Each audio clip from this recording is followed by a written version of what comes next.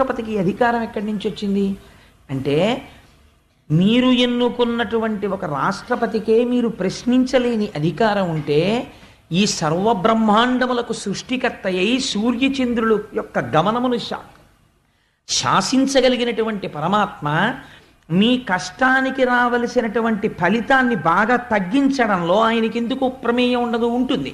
అందుకే కష్టాన్ని తీయడు, ఒక గొప్ప ఫలితం ఇస్తాడు. ఏమిటో తెలుసా అండి?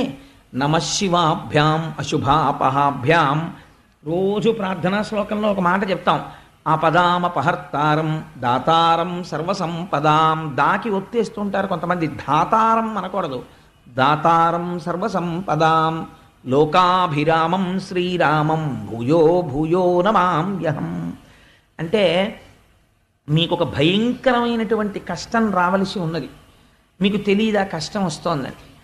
నేను ఒక రోజు ఉదయం నిద్ర లేచిన తర్వాత ఆ రోజు నాకు ఏదో ఒక ప్రమాదకరమైనటువంటి ఒక ఊచ కోసుకుని ఈ చెయ్యి ఇంత మేర తెగిపోయి రక్తస్రావం అయిపోవాలి. కానీ నేను భాగవతం చెప్తున్నాను, నా మనస్సు కృష్ణ కథ మీద నిమగ్నం అయి ఉంది. ఇవాళ సాయంకాలం ఏం చెప్దామని ఏదో ఆలోచిస్తున్నాను ఆఫీస్లో. ఆ భయంకరమైనటువంటి ఘడియ రానే వచ్చింది. అప్పుడే జరగాలి, కాలమునందే ఫలితము ప్రకటింపబడుతుంది.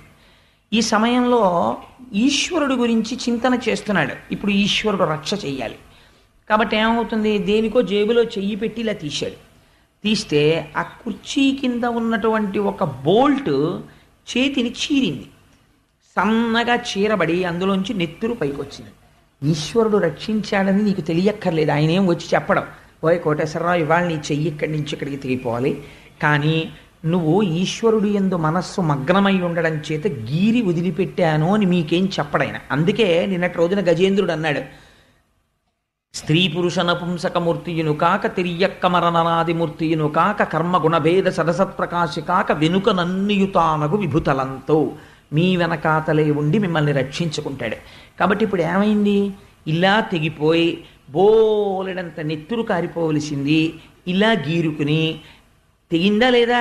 తెగింది. రక్తం వచ్చిందా లేదా? వచ్చింది. మీరు అయ్యో తెగింది అనుకున్నారా లేదా? అనుకున్నారు.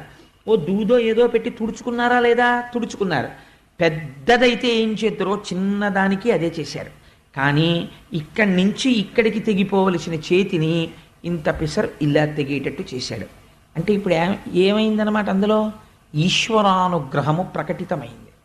ఆ రోజు నీకు ఏదో ఉంది, జరగవలసింది, ఈశ్వరుడు తప్పించాడు. వెంటనే నువ్వు అనవలసిన మాట ఏంటంటే, ఈశ్వరుడికి కృతజ్ఞత ప్రకటించాలి. ఈశ్వర ఇవాళ ఏదో జరగాలి,